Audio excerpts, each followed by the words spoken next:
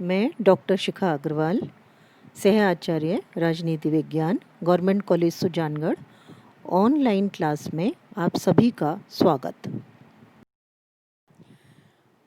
आज की क्लास में हम भारतीय संविधान की विशेषताएं पढ़ेंगे। पिछली क्लासेस में हम लोगों ने संविधान कैसे बना, संविधान सभा का क्या कॉन्स्टिट्यूशन था, किस तरह से इसको बनाया गया, उन सब बातों पर हम लोगों ने विचार विमर्श किया था। आज हम लोग इसकी विशेषताएं देखेंगे।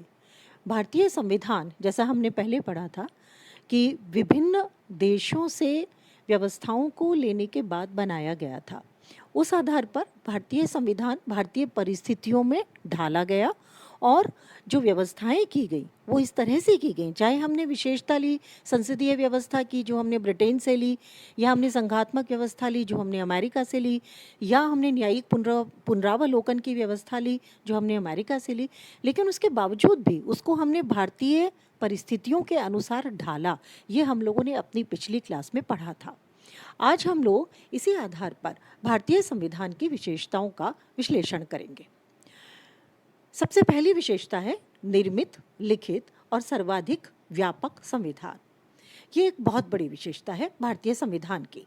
ये विश्व का सबसे बड़ा संविधान है जो लिखा हुआ दस्तावेज है। इसका निर्माण एक विशेष समय पर विशेष संविधान सभा के द्वारा किया गया है। जैसा हमने अपनी पिछली क्लासेस में भी बार बार दोहराया है, 2 वर्ष 11 मास 18 दिन यानी लंबा समय लगा इसको बनाने में, और इसीलिए लगा क्योंकि इसको बहुत ब्यौरेवार लिखा गया, बहुत विस्तार से इसको लिखा गया था। इस दृष्टि से ये जो संविधान है ये अमेरिका की तरह लिखित और निर्मित है, जबकि ब्रिटिश संविधान जो है वो अभिसमयों पर आधारित है। जो अलग अलग समयों में वहाँ कानून बने थे उसके आधार पर चलता है और उसे संहिताबद्ध बाद में कर दिया गया।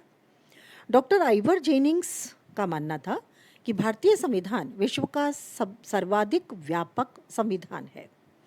जो मूल संविधान बनाया गया था भारत का, उसमें 395 अनुच्छेद, 8 अनुसूचियां थीं, जो अब बढ़कर के अनुसूचियों को बढ़ाया गया और ये बढ़कर के 12 हो गई हैं। जबकि अमेरिका के संविधान में केवल 7, कनाडा के संविधान में 147, ऑस्ट्रेलिया के संविधान में 128 और दक्षिण अफ्रीका के संविधान में 153 अनुच्छेद ही हैं। तो इस तरह से कुल देखें तो भारतीय संविधान में बहुत ज़्यादा अनुच्छेद हैं। भारतीय संविधान जो ब्रिटिश भारत था वहाँ से भी संबद्ध है और कुछ हद तक 1935 का जो भारतीय शासन अधिनियम बनाया गया था वहाँ से बहुत सारे प्रावधानों को हमारे संविधान में लिया गया है। ब्रिटिश पार्लियामेंट ने जो सबसे लंबा प्रलेख लिखा था वो 1935 का था और वहाँ से हमने राष्ट्रपति लिया, संघात्मक व्यवस्था ली और भी बहुत सारी व्यवस्थाओं को हमने अपने संविधान में शामिल किया है। संविधान जो इतना बड़ा है, लिखित है, हमारा विश्व का सबसे विस्तृत संविधान जिसे हमने कहा है, उसके कुछ कारण है। सबसे पहला कारण ये है कि भारतीय संविधान संघात्मक व्यवस्था को स्थापित करता है। संघात्मक व्यवस्था में संघ और राज्य के बीच बहुत विस्तार से दोनों की शक्तियों का वर्णन किया गया है, जिससे भविष्य में किसी भी प्रकार के विवादों से बचा जा सके। दूसरी बात जो है वो है संविधान में मौलिक अधिकारों का विस्तार से वर्णन है, और न केवल मौलिक अधिकारों का वर्णन है बल्कि विभिन्न परिस्थितियों में उन पर जो प्रतिबंध लगाए जाते हैं उन व्यवस्थाओं को भी विस्तार से दिया गया है ताकि कोई भी मौलिक अधिकारों का दुरुपयोग न कर सके। अगली बात जो आती है इसमें वो है नीति निर्देशक तत्व। नीति निर्देशक तत्व वो तत्व हैं जो राज्य को बताते हैं कि उन्हें किस तरह से कार्य करना है, राज्य को अपने किन कानूनों को बनाना है और राज्य को क्या दिशा देनी है। तो ये भी एक पृथक अध्याय में दिया हुआ है। एक और जो बहुत महत्वपूर्ण बात है वो है कि भारत एक विशाल देश है, भौगोलिक दृष्टि से भी विशाल है और साथ ही साथ बहुत सारे धर्म हैं, बहुत सारी भाषाएं हैं। तो इन सब को ध्यान में रखते हुए भी भारतीय व्यवस्था में, संविधान में जो संविधान निर्माता थे उन्होंने अल्पसंख्यकों, अनुसूचित जाति, अनुसूचित जनजाति, आंग्ल एंग्लो इंडियन भारतीय जो थे उन सब के लिए भी इसमें अलग अलग विशेष प्रावधान किए हैं। संविधान के 16वें भाग में इस प्रकार के विशेष प्रावधान दिए गए हैं ताकि भविष्य में यानी आज किसी भी प्रकार की समस्या होने पर संविधान के माध्यम से उसका समाधान किया जा सके। पांचवी बात जो इसके विस्तृत होने के पीछे नजर आती है वो है भारत में राष्ट्रपति को कुछ विवेक के अधीन शक्तियां दी गई हैं। ये शक्तियां इसलिए दी गई हैं क्योंकि भारत में संघात्मक व्यवस्था भी है और भारत बहुत विशाल राज्य भी है। संकट की स्थिति उत्पन्न होने पर उन परिस्थितियों का सामना करने के लिए संविधान के 18वें भाग में संकटकालीन प्रावधानों से संबंधित 9 अनुच्छेदों को स्थान दिया गया है जो बहुत विस्तार से है। छठा जो कारण है वो है संविधान में केवल सिद्धांतों का ही वर्णन नहीं है बल्कि प्रशासनिक प्रबंधों का भी बहुत विस्तार से वर्णन किया गया है। श्रीनिवासन के शब्दों में भारतीय संविधान केवल एक संविधान नहीं है वरन देश की संवैधानिक और प्रशासनिक पद्धति के महत्वपूर्ण पहलुओं से संबंधित एक विस्तृत संहिता भी है। भारतीय संविधान में नागरिकता, राष्ट्रीय भाषा, क्षेत्रीय भाषाओं, चुनाव, विभिन्न प्रशासनिक सेवाएं, संविदा, अभियोग, भारतीय क्षेत्र में व्यापार और पारस्परिक व्यवहार आदि से संबंधित व्यवस्थाओं को भी स्थान दिया गया है और इसलिए ये एक विस्तृत संविधान है। दूसरी जो विशेषता है उसको हम देखेंगे। ये विशेषता है लोकप्रिय संप्रभुता पर आधारित संविधान। हमने भारत के संविधान की प्रस्तावना को पढ़ा था और उसमें हमने देखा था कि उसकी शुरुआत होती है हम भारत के लोग भारत को, और इस पर हमने बहुत सारे विवाद भी देखे थे। लेकिन हम भारत के लोग जो शब्द है ये बताता है कि भारतीय जनता में शासन की अंतिम शक्ति सौंपी गई है। प्रस्तावना में ये भी कहा गया है कि दृढ़ संकल्प होकर अपनी इस संविधान सभा में आज दिनांक 26 नवंबर 1949 को एतत् द्वारा इस संविधान को अंगीकृत, अधिनियमित और आत्मार्पित करते हैं। ये बात ये बताती है कि जो जनता है उसके चुने हुए प्रतिनिधियों ने ही इसको बनाया है और जो सत्ता है पूरे शासन की वो जनता में निहित है। इसका अर्थ है कि जो भी प्रतिनिधि चुने जाएंगे वो जनता द्वारा चुने जाएंगे और जनता उन्हें कभी भी हरा सकती है और उन्हें कार्य करने को बाध्य कर सकती है। तो इस तरह से एक लोकप्रिय संप्रभुता पर आधारित है, जन आधारित संप्रभुता पर ये आधारित है। अगली विशेषता है संपूर्ण प्रभुत्व संपन्न लोकतांत्रिक गणराज्य। संपूर्ण प्रभुत्व संपन्न, देखिए इसका क्या अर्थ है। इसका अर्थ है कि 1947 से पहले भारत एक संपूर्ण प्रभुत्व संपन्न राष्ट्र नहीं था। क्यों नहीं था? क्योंकि वो ब्रिटिश सत्ता के अधीन था। लेकिन 1947 में जब भारत स्वतंत्र हुआ उसके बाद भारत आंतरिक और बाहरी मामलों में पूरी तरह से स्वतंत्र हो गया और अपनी इच्छानुसार व्यवहार करने के लिए स्वतंत्र हो गया। तो ये जो स्थिति है ये संपूर्ण प्रभुत्व संपन्न की है। हालांकि कुछ लोग कहते हैं कि भारत राष्ट्रमंडल का सदस्य है तो ऐसी स्थिति में वो संपूर्ण प्रभुत्व कैसे है, लेकिन भारत ने इसकी सदस्यता स्वेच्छा से ली है और जब भी वो चाहे इसको छोड़ सकता है, इसका त्याग कर सकता है। और राष्ट्रमंडल एक बहुत लचीला संगठन है। इसी पॉइंट में हमने एक और शब्द देखा, लोकतांत्रिक राज्य, यानी लोकतंत्रात्मक राज्य है ये। लोकतंत्रात्मक कैसे है ये राज्य कि यहाँ पर जो सत्ता है यानी राज सत्ता है वो जनता में निहित है। जनता ही अपने प्रतिनिधियों को निर्वाचित करती है और इसलिए जो प्रतिनिधि हैं वो उसके स्वामी नहीं हैं बल्कि उसके सेवक हैं। हमारे यहाँ नियतकालिक चुनाव होते हैं, हमारे यहाँ राजनीतिक दल हैं और नियतकालिक चुनावों में प्रतिनिधियों को चुना जाता है। प्रत्येक वयस्क नागरिक जो वर्तमान में 18 वर्ष की आयु का है वो अपना मत डालता है अपनी सरकार चुनने के लिए। तो इसलिए ये लोकतंत्रात्मक राज्य है। और इसमें एक शब्द और हमने देखा वो है भारत एक गणराज्य है। गणराज्य या गणतंत्र, हम लोग 26 जनवरी को अपना गणतंत्र दिवस मनाते हैं। गणतंत्र या गणराज्य का अर्थ है कि राज्य का सर्वोच्च अधिकारी वंशानुगत आधार पर चुनकर नहीं आता या वंशानुगत आधार पर नहीं आता बल्कि जनता द्वारा निर्वाचित है। भारत में हम लोगों ने जो व्यवस्था अपनाई है वो व्यवस्था है राष्ट्रपति के निर्वाचन की, और उसमें जनता अप्रत्यक्ष रूप से राष्ट्रपति को निर्वाचित करती है। जहां ब्रिटेन में राजा का पद है, भारत में राष्ट्रपति के पद को लिया गया है, लेकिन ये सीधे जनता द्वारा निर्वाचित नहीं होता, अप्रत्यक्ष रूप से इसे हम निर्वाचित करते हैं, जो हम आगे आने वाली कक्षाओं में पढ़ेंगे कि इसका निर्वाचन कैसे होता है। अगली जो संविधान की विशेषता है वो है धर्मनिरपेक्ष या पंथ निरपेक्ष और समाजवादी राज्य। पंथ निरपेक्ष या धर्मनिरपेक्ष जो शब्द है वो शब्द मूल संविधान की प्रस्तावना में नहीं था, और इसीलिए इसको बाद में जोड़ा गया था। संविधान के 42वें संशोधन से जो 1976 में किया गया था, उससे इसको जोड़ा गया था। हालांकि भारतीय संविधान में पंथ निरपेक्षता के पर्याप्त प्रमाण पूरी तरह से मौजूद हैं। जो 1976 में संशोधन हुआ है वो उसी आधार पर किया गया है। पंथ निरपेक्षता का अर्थ है ऐसे राष्ट्र से जो किसी विशेष धर्म को राज्य धर्म के रूप में मान्यता नहीं देता, बल्कि सभी धर्मों के साथ समान व्यवहार करता है।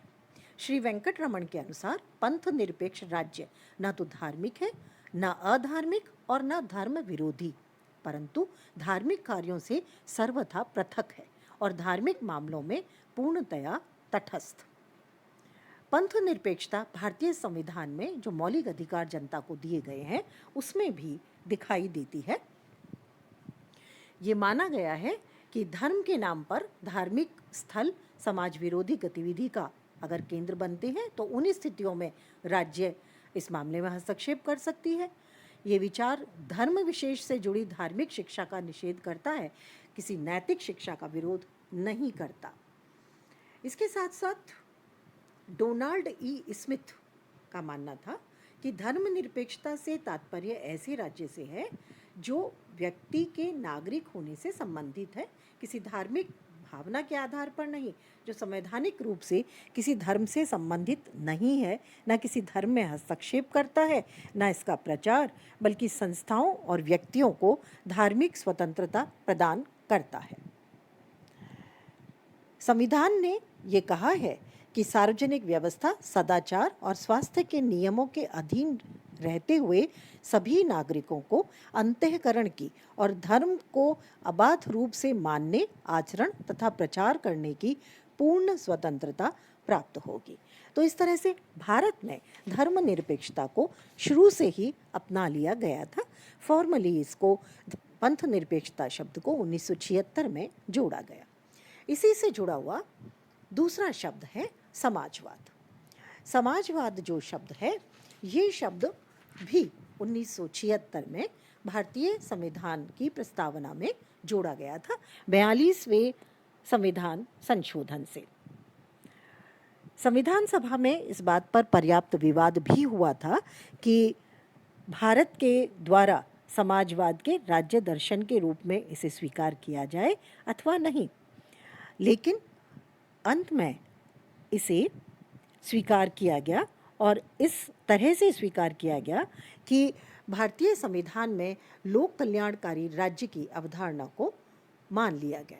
लेकिन जो पश्चिमी देशों में समाजवादी अवधारणा है उससे अलग भारत में इसको अपनाया गया है। ये एक सामान्य भावना के रूप में काम करती है।